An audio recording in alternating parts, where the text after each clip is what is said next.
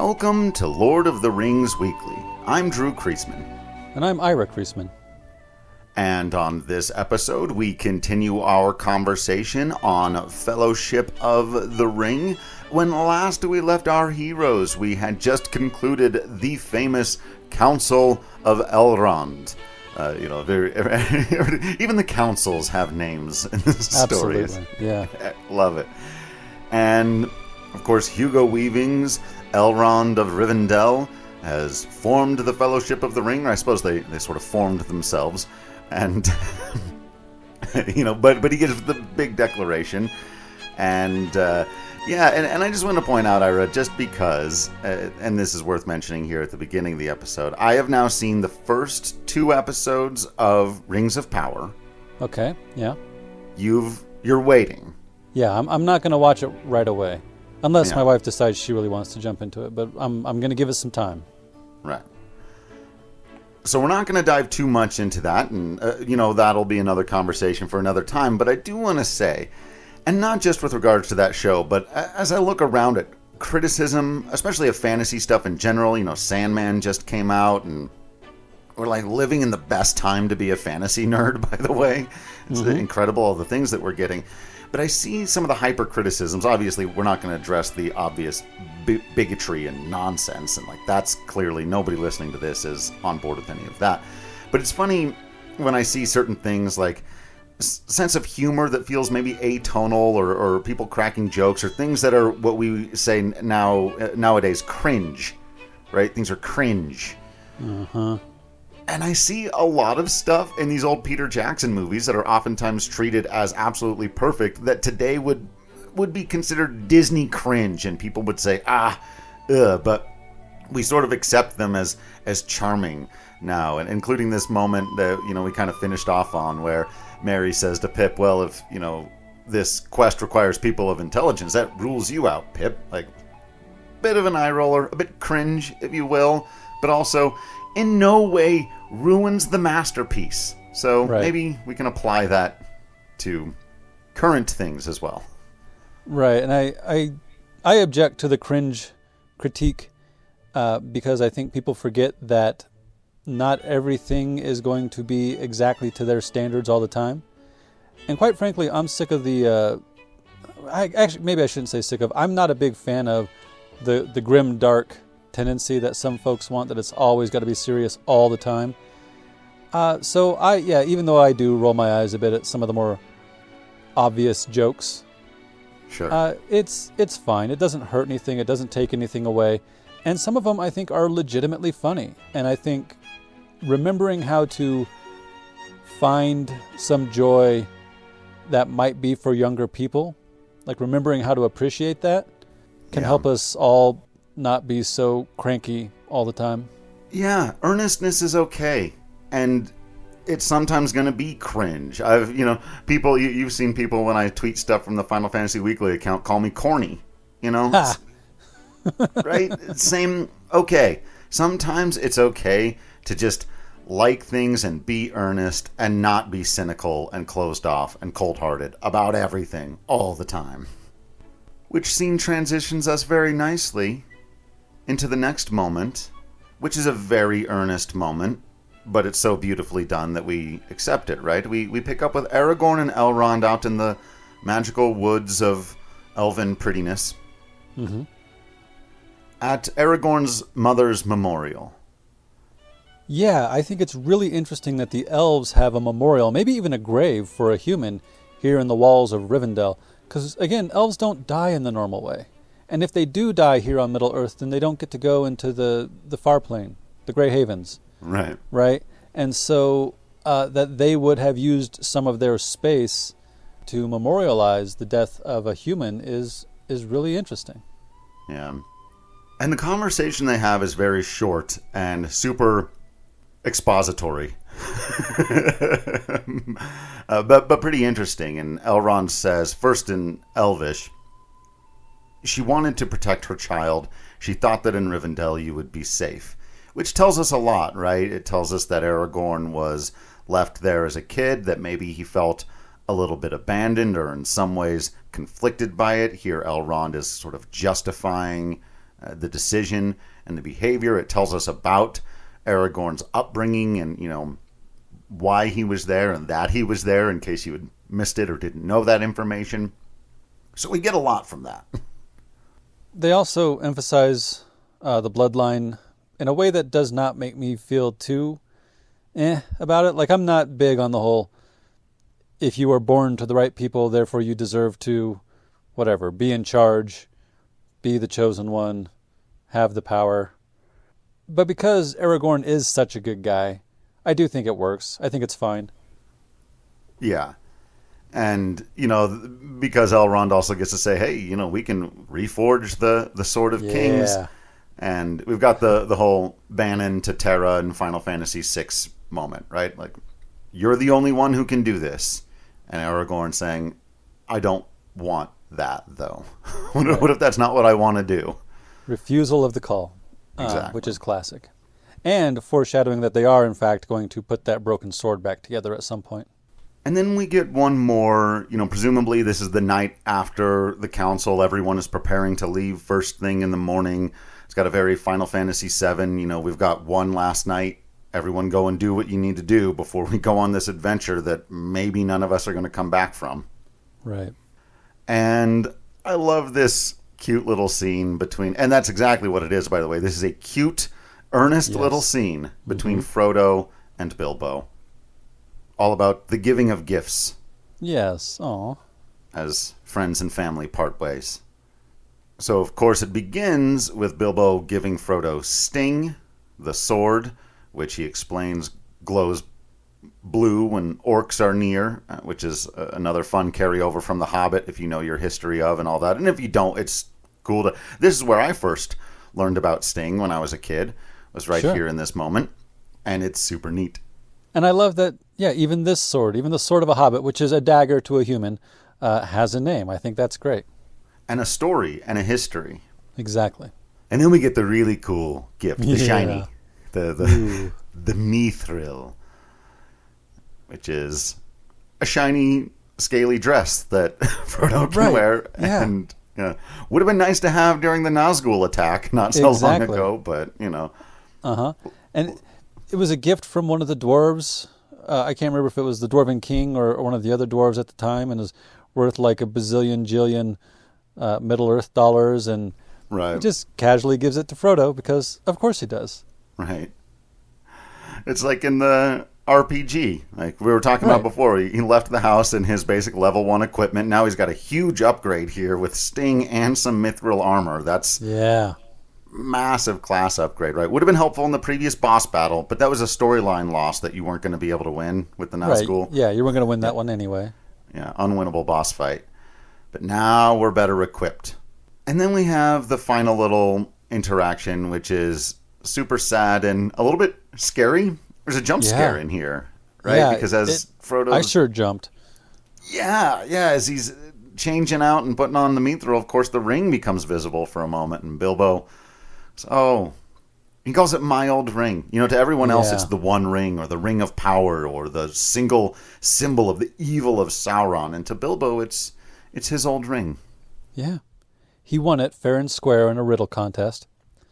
I'm using quotes around fair and square. Right. And he had it for a long time, right? 50 years, 70? Yeah. How long ago was that adventure? And it's very sad because on the one hand, well, it's okay. So first it's very scary, right? Because he lunges for it and he almost looks like Gollum for a bit. Yeah. And then he realizes what he's done and he feels terrible.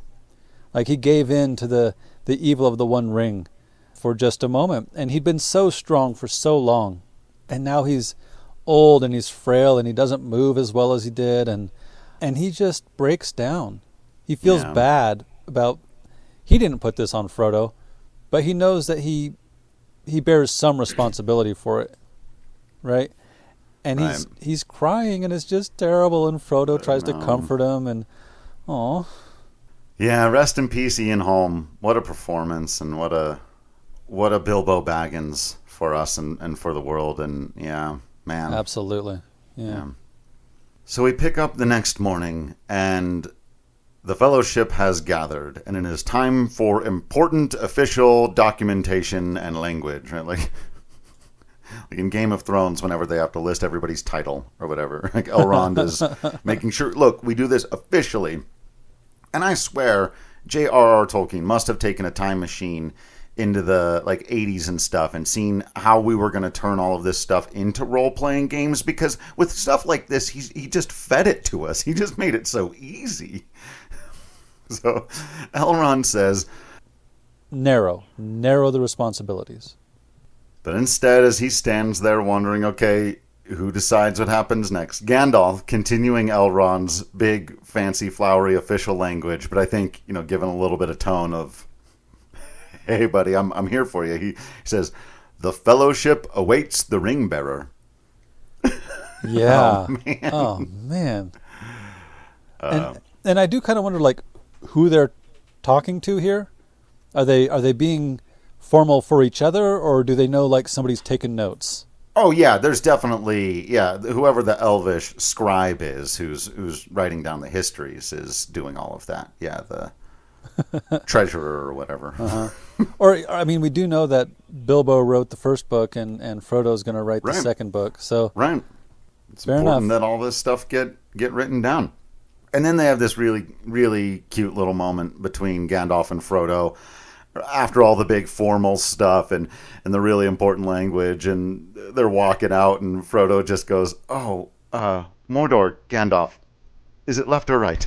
Just, if I'm going to lead us, I should know where I'm going. Very quietly puts his hand on his shoulder, and he just left. And then, as the Fellowship departs on their quest, we are treated to the most amazing commercial for the country of New Zealand that you have ever seen in your life, except for others further to come in this same property. Yeah, we get that real iconic bit where the music swells and everybody walks in slow motion over this ridge, and they all get a hero shot as the camera moves in on their faces. It's really cool. Yeah. It's this movie's version of the superhero walk. A little more subtle, but yeah, every hero gets to come over the mountain and sort of looking over their shoulders or questing in only the way that they can quest. And it's dope.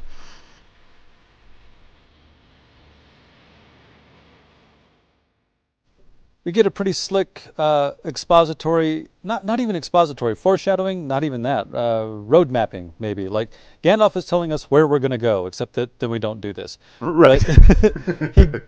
He tells us what's supposed to come next. So he says, we must hold this course west of the Misty Mountains for 40 days. So they're going to be traveling for 40 days, a month and a half, before they even get to the next bit.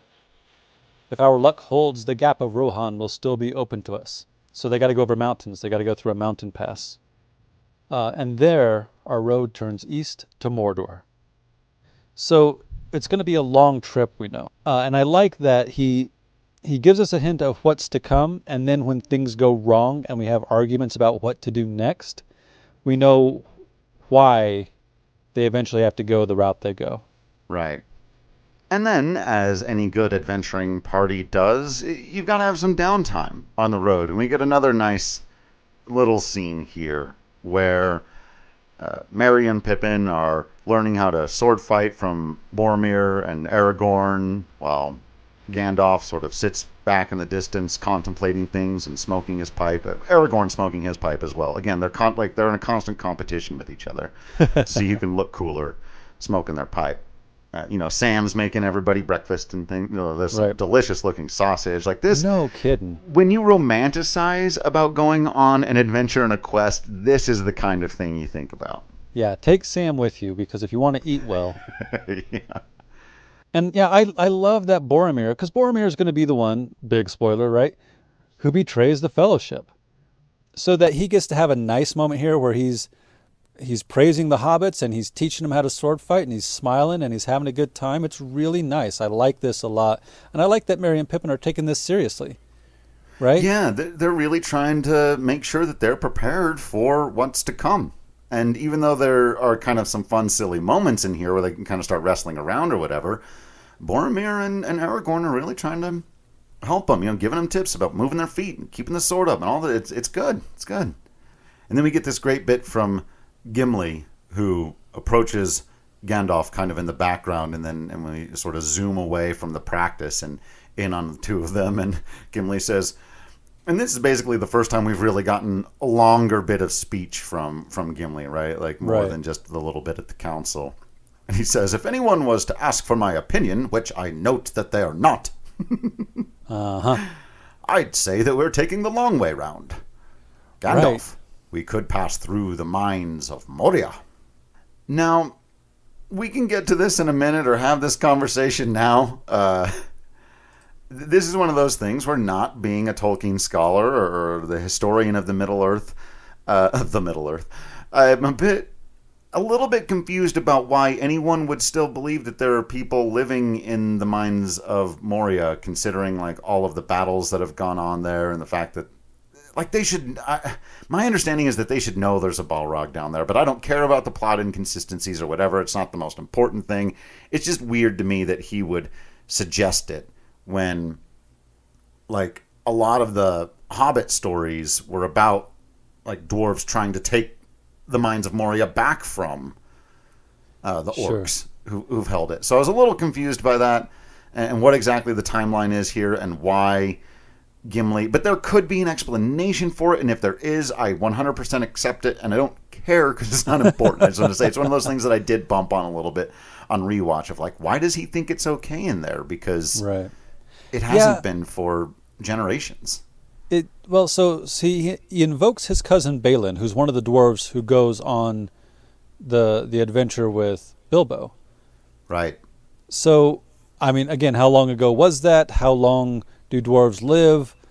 I think I made the comment an episode or two ago about, for most of these folks, this quest takes months, but for a long-lived elf like Legolas, it's a crazy weekend, So, So maybe that's part of it. I don't really know. But one of the things I like about this is I just said that Gandalf gave us a roadmap of what to expect, and now Gimli's already questioning that. Right. But Gandalf replies that he would not take the road through Moria unless he had no other choice, which is what's going to happen. So and that just goes to your point of, so why did Gimli think it was okay? Maybe he thought, even though there was a Balrog down there, they had it in hand, or like they knew what to do to deal with it. I don't know. Right. It's interesting. Yeah.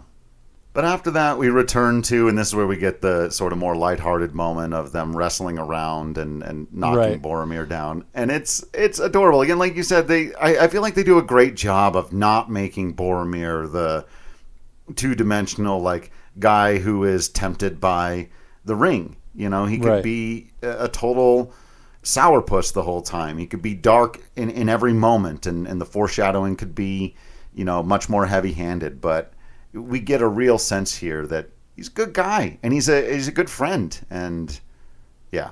So my favorite bit about this is, so they take down Boromir, and Aragorn comes to like break it up, and then they take down Aragorn. Yeah, they trip. They manage to sweep the leg. They knock the king down. It's fantastic. I love it. Good for them. Shouting for the Shire and all of that. Yeah, it's great. But then their moment of fun is, of course, interrupted by the scary encroachment of birds. Yeah. It's the spies of Saruman, right? The ravens, the carrion feeders. Robert Jordan does this a lot with Wheel of Time, too, where the rats and the ravens and such, the carrion feeders, the dealers in death, are often the spies of the Dark One. And there's this, like a chapter and a half of Perrin and Egwene and Elias running away from ravens, and like they have to constantly look over their shoulder and hide, and at one point they see like a fox that doesn't get out of the way, that doesn't hide fast. Love the little shot that Peter Jackson does there where everything's cool, we move on, but then they show that Aragorn had his hand on the hilt of his sword in case he needed to draw. Yep. And like, oh man, ugh, tense. Then we get this great edit where, as they continue walking up the mountain, we start to hear and then see Saruman apparently watching them again through the eyes of Right. the ravens, so it all tracks. Because his old friend asked him to. Yeah. We can't go to the Gap of Rohan, which was the initial plan, but the ravens are watching. Yeah. There really is only one other way. And I kind of feel like Gandalf is like he's passing the buck, right? Like Totally, right? He knows that that's what they have to do, and it's almost certainly what Frodo's going to choose, but it's like he can't bring himself to say it, so he's putting it Right. on Frodo. which is the wound, and then he says, "And the ring? You feel its power growing, don't you? I've felt it too. You must be careful now. Evil will be drawn to it. Evil from outside the Fellowship, and, I fear, from within." And there's a part of me that's like, why are we having this conversation now, Gandalf? And it's because, like we just said, he knows what's in the cave. He knows what he might have to do. Right. And Frodo says, "So who do I trust?" Gandalf says, "You must trust to yourself. Trust your own strength. There are many powers in this world, for good and for evil. Some are greater than I, and against some I have not yet been tested." So he's hinting at the Balrog, right? Yeah, so maybe this is the whole reason he didn't want to go this way, is like he knew that in order to get the rest of the Fellowship through, he was probably going to have to sacrifice himself. He's several moves ahead, and he's realizing, you're going to have to do this without me. It's Simba taking him around, and Sure. Mufasa Yeah. taking Simba around and saying, look, I'm not going to be here forever, so you're going to need to know how to do some stuff. And then they arrive at the walls of Moria, and one of the most famous doors in the history of fantasy. The doors in this thing are famous, man. Yeah. This and the doors to the wardrobe. Totally, right? Top Yeah. 10 doors in fantasy Good fiction. Lord. Presented by Look- DC Productions. Look out for it on youtube.com/DC Productions. Oh, Yeah, but you're absolutely right. It's a famous door, and it should be. And Gimli explains dwarf doors are invisible when closed. And Gandalf's like, yeah, man, I know. I was there. I actually love here, though, that Gandalf doesn't know everything, that he's a bit befuddled by this, that he Right. either can't remember, maybe he has too much knowledge and information over the centuries and thousands of years. You forget Sure. some stuff, I guess, right? Yeah. Imagine if you could remember everything perfectly all the time. Oh, God. It'd be Doesn't awful. that sound exhausting? There's a Black Mirror episode like that, where people can recall all of their memories are recorded, and you can recall them all immediately, and it's horrible. Why would you want that? And so there's some back and forth, and they get the door to show itself, and it's got the writing on it, and Gandalf says it reads, "The doors of Durin, Lord of Moria, speak, friend, and enter." Yeah. Classic. One of the best. Real simple, like clever and simple. And Yeah. I feel like the way Ian McKellen delivers the line, it allows the audience to feel very clever when they get it first. Like he Yeah. doesn't quite give it away, but he almost does, right? Yeah. And it's kind of neat to see them then, it's quite simple. If you're a friend, just speak the password and the doors will open. And then he goes on. We get sort of a time lapse, right? He starts speaking in Elvish, and it doesn't work. And then it continues not to work, and he keeps trying. Yeah. Saying all kinds of stuff, and I don't know that it was translated in the thing that I was watching, but here in our script he tries, "Gate of the elves, open now for me." That doesn't work. Okay, "Doorway of the dwarf folk, listen to the word of my tongue." And that doesn't work. Okay. I see, maybe he's trying in different languages, speaking neither Elvish nor Dwarvian. Probably just Dwarvish, but yeah. Sure. I'm not sure, but as Pippin notes, nothing's happening. Thank you, Pippin. I hadn't noticed. Thanks a lot for that observation. And then we get the first, and I've decided I don't like that Gandalf is mean to Pip. I don't like it. I know. It's a little like certain Final Fantasy fans being mean to Hope, right? Yeah. Or Vanille or Selfie. Like, lighten up, y'all. Like, I get he's being mildly irritating, and you're trying to run through all 26 Tolkien languages that you know and figure out Right. a password, and his question of, what are you going to do then, isn't, especially helpful right now. Right. But knock your head against these doors, Peregrine Took. Yeah. Excuse me. I'm allowed a little peace and quiet from foolish questions, and I will try to find the opening words. Like, brah. Too much. And I think part of it is he's frustrated with himself, because what he said just before that was, I once knew every spell in all the tongues of elves, men, and orcs. I used to know this, and now I don't. So it's a little bit, going back to Final Fantasy, it's a little bit Tella not knowing all his spells. Right. And slowly losing them before he's able to go to Mount Ordeals. The one thing I will say this relationship allows for is it gives Gandalf something to grow. It gives him a personal arc as opposed to just being the super badass mage all the time. Because he does come around, but boy. Yeah. Leave him alone. Yeah, be nice to Pip. Come on. It's not like we've seen anybody else take down Aragorn. Pippin managed that much. Come on. Right. He's a valid member of the team. And then, Aragorn has to say goodbye to his horse. So Bill the Pony comes from the Shire. Oh, see, I'm that almost could have been entirely made a little more clear. Oh. And so I love this trope so much that I used it myself. So in my big fantasy epic, it was a donkey named Steady.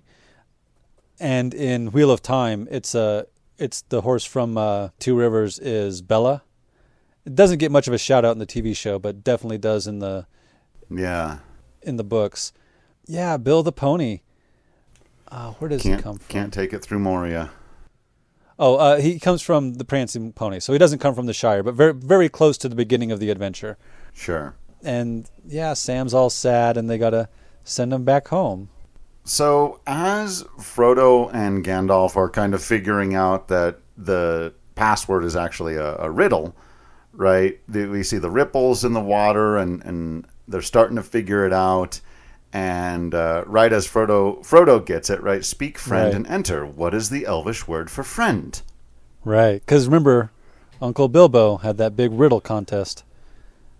And I love, again, it's, you and I are suckers for these kinds of tropes, but right, when the ultra-wise person who's been right about everything and knows more than everybody else in the group combined gives the answer, but he doesn't even realize he's doing it. He just looks right at Frodo like he's just answering a simple question, says, Mello. And then he goes, oh, damn it. And in the background, right, like the boys have lost patience and are throwing rocks in the water because, of course, they are. Right. And so at the same time that's happening, Aragorn realizes, do not disturb the water. Yeah. So the doors open and our fellowship goes in, and Gimli gets a nice moment here. This is where Gimli really comes out of the background, right? Soon, Mr. Elf, playing into that rivalry. Yeah. You will enjoy the fabled hospitality of the dwarves, roaring fires, malt beer, red meat off the bone. Sounds excellent. Yeah, I would like to go. Ready. Mm-hmm. But then, Gandalf turns on his flashlight, right. And it's not welcoming. It's a bunch of skeletons and cobwebs. These guys have been dead for a while. Like you said, why did Gimli think that this would be okay? How long has he not been in contact with his cousin? Right. And Boromir has the line, this isn't a mine, it's a tomb. It's a tomb. And Gimli loses it, man. I feel bad for him. Yeah, he was expecting to come home to family, and they're all dead. Everyone here is dead. So they tried to turn and flee. One small problem, they disturbed the water and now are being attacked by Cthulhu. Or whatever. Sure, yeah. I don't even know. I don't know what this is meant to be. No, I'm sure it's got a history, right? Somebody knows this creature's name and its father's name and where it came from originally, and what pocket dimension it comes from or whatever, right? This is right. Absolutely the kraken, the Cthulhu kraken in the lake.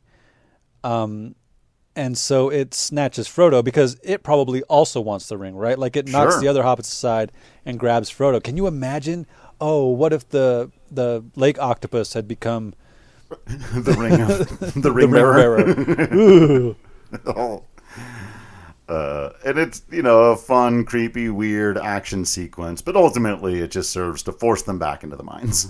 Right, because it comes after them and the rocks collapse and now they are stuck. Oh, yeah. And once some of that dust has settled and they're now trapped inside, Gandalf remarks, "We now have but one choice. We must face the long dark of Moria." Tells everyone to be on their guard. There are orcs about. Now let's all walk slowly and treacherously through the creepy tomb of death. Obviously this would have been the home of the dwarves, or some of the dwarves, and it would have been very welcoming, and they know how to, keep the Balrog in its place, even though they accidentally dug it out, right? But yeah, now it's just a big, dark, creepy cave. And as they walk and we get some creepy imagery of, just abandoned mines and equipment and all of that, Gandalf remarks that the wealth of Moria was, in fact, not in gold or in jewels, but in mithril. And again, if you know the history of the place, that's basically, once they discovered the mithril there, they grew more rich and powerful, but they kept digging deeper and deeper and deeper, and like you said, ultimately awakening the Balrog, who then barbecued everybody. And then we come to a point where Gandalf says, "I've no memory of this place." So they're stuck for a while. They're lost. Yeah. Again, he once knew all the spells and all the tongues, but it's been a while. And he just can't remember where they are or where to go next. So they're sitting there. They're taking a minute. Frodo and Gandalf have a discussion. Frodo sees something out of the corner of his eye, and he says so to Gandalf. And Gandalf says, "It's Gollum. He's been following us for 3 days." He sort of says he escaped. Include anybody else in on that, buddy? Or it's fine. Yeah. Well, again, Gandalf's thinking several steps ahead, right? So maybe it's okay that he didn't say anything. Right. Oh, for sure. But it's funny. It is kind of funny. Frodo says, so he escaped the dungeons, and Gandalf says, escaped, or was set loose. The ring has drawn him here. Because just as evil is drawn to the ring, and I wouldn't say Smeagol/Gollum is evil, but he held the ring for a long time too. He was a ring bearer. Right. So he is also drawn to it. He hates and loves the ring as he hates and loves himself. Smeagol's life is a sad story. That's such a good line, and again, we've drawn parallels to the ring and addiction before, and I think that's a really good one for that. The idea that you hate and love the thing that you are addicted to in a way that oftentimes it can make you hate and love yourself, or you feel that dichotomy within both things. And that he says that Smeagol's life is a sad story. And I had forgotten that he said his actual name here years ago, right? Like, he just brings it right there. It's not some big reveal in the third movie. He says Smeagol, and that he sees it as a sad life. And now we get to have this very important conversation about the word pity. Yeah.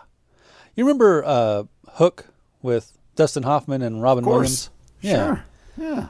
I remember as a kid watching the end of that movie and thinking, so there's this big duel between Peter Pan and Captain Hook, and Peter doesn't take him out, right? Peter does not kill Captain Hook at the end of that movie. Instead, the stuffed crocodile falls down and eats him, apparently. And I voiced that out loud. And it was our mother who said, no, it's important, actually, that Peter did not kill Hook. It's important that it was Hook's own cruelty and hubris that took him down. And that Peter had pity. That Peter was merciful. And so when Frodo says it's a pity Bilbo didn't kill him when he had the chance, and Gandalf says it was pity, the criminal justice system here in the U.S. and how it often fails those of marginalized groups. Again, it's pity. It's mercy. Without mercy, there is no justice. Gandalf even says, even the very wise cannot see all ends, which is why putting somebody to death really should be the last resort. And to all of this, Frodo replies, I wish the ring had never come to me. I wish none of this had happened. Which is the most natural. Yeah. All of us would be feeling that way. Right? Gandalf is still filled with wisdom here, right? Like, yeah, so do Yeah. all who live to see such times. Yeah. But that is not for them to decide. All we have to decide is what to do with the time that is given to us. Give me that over Patrick Henry any day of the look. These are the times that try men's souls, or was that Thomas Paine? Or with those guys, you know, they were doing an all right job. But all who live to see such times, that's right. No one wanted to see the Holocaust, the people that made it happen, but good and kind and decent people don't wish to be born into these times when these horrible things are happening, to have to go to war or to fight for what's right and what's just. But all we have to decide is what we do with the time that is given to us. Thank you, Gandalf. It's beautiful. And so is the final. Like I said, this is my favorite part of the movie because, and I wish I got to memorize this for every time somebody gets cynical about things or people ask me why I get involved in political activism, why I still vote when the system is so clearly broken, why be engaged, why care, why fight for the future when the bad guys seem to win so goddamned often. Why? Because there are other forces at work in this world, Frodo, besides the will of evil. Bilbo was meant to find the ring, in which case you were also meant to have it. And that is an encouraging thought. Oh, yeah, it really is. Yeah. There are heroes among us, big and small, and we can all play our part, you know? So they continue on a little bit, and there's this really amazing visual where they go into a great hall, and like you said, Gandalf has like the best flashlight of all time on the end of his staff, holds it up, and says, "Behold the great realm and dwarf city of Dwarfdel." Dwarrodolf. Yeah, that's what you said. Yeah. Yeah, and it's really cool. The huge columns, wide open space. So it's this giant hall that was probably amazing when the dwarves were all still alive here, and giant columns, and it goes on forever. But our eye is caught by a side room, and Gimli recognizes it. Oh, and he runs over there, and it's a tomb. It's a big sarcophagus made of stone, of course, because of dwarves, and there's light shining upon it. And this is Balin's tomb. Again, Balin being one of Bilbo's old friends from the previous book. And Gimli just is beside himself. This is his family. This is his cousin. And he's dead. He's really dead. So it's filled with scattered papers again and skeletons. And Gandalf picks up a book and he opens it up. Here lies Balin, son of Fundin, lord of Moria. He is dead then. It's as I feared. I mean, yeah, did you think it was possible that someone was holding out in here? I mean, it's a Maybe. huge city, so fair enough. Like, there's a lot of space in this mountain for their dwellings, but yeah, come on, bro. And he passes his hat and staff off to Pippin, which is, again, hey, trust in the little guy with a very important job, right? And he reads from this book, "They have taken the bridge and the second hall. We have barred the gates but cannot hold them for long. The ground shakes. Drums in the deep. We cannot get out. A shadow moves in the dark. We cannot get out. They are coming." Not to undercut the creepy seriousness and amazing delivery of all that from Ian McKellen and all that, but you know what this actually reminded me of was the end of Monty Python and the Holy Grail, where they've scribed on the wall, the castle, the castle, oh, he must have died while writing it. Wouldn't have bothered to carve out, It was like, that's all this needed, was just to finish with, Well, I think, if I recall correctly, like the lines of written dialogue get sloppier as the book goes on. Right. Actually, So in it's fact, kind of that the thing. last line of "they are coming" is all squiggles and stuff. So it literally looks like he was attacked by orcs while writing it.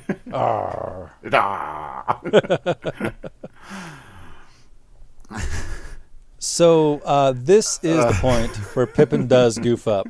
Yeah, but it was an honest mistake. Come on, there's a lot of cool, weird stuff down here. He just was There looking at is something. a skeleton perched upon the lip of the well, and really anybody could have bumped into it, but he reaches out and like touches it.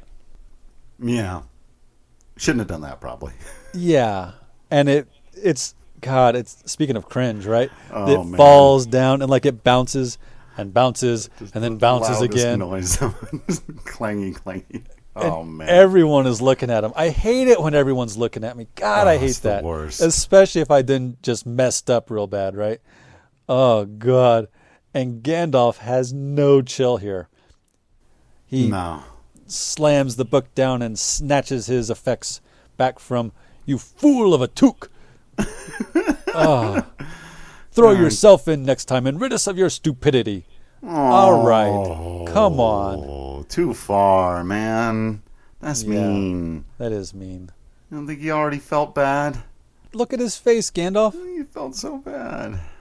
That said, here come the orcs. No shit. Oh man. So this is a Way to cool go, Pip. fight scene, right? This is like Yeah. you get to see everyone do stuff. Even the hobbits do stuff, right? Like so they bar the like immediately working as a team, right? They're tossing bars to each other to bar the gate, and Boromir and Aragorn are standing there with their swords and shields out, and Legolas. I love is, Sean Bean's face when he says they have a cave troll. They've got a cave troll. Yeah, it's great. So the moment like one of the orcs cuts a hole in the door, Legolas immediately puts an arrow in his eye. It's super cool. Yeah. So a couple of things I want to point out in the fight that I really like is when Legolas gets to like run up the chain and put a couple of arrows into the back of the skull of the cave troll. Boromir gets a moment where he's tossed against the wall and gets up, and then Aragorn saves him and gives him a little nod, and Boromir's like, "Yeah, all right, fair enough, Your Majesty, I guess."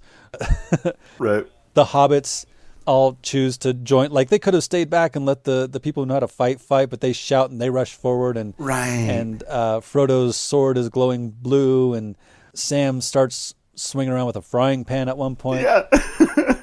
It's great. So everyone gets some really cool moments. Gimli's jumping off of his cousin's tomb to swing with his axe. And then the big climax of the fight, right, is that Frodo is once again stabbed, this time by the spear of the cave, like this giant cave troll, twice the size of any man in the room. And it looks like he's going to die. They really kind of linger on Elijah Wood grunting and looking like he's just been run through for a while. But they do eventually finish off the cave troll, and they run after him, and Frodo's like, "I'm fine, I'm not hurt." I'm like, "You got to be at least bruised, dude." Right.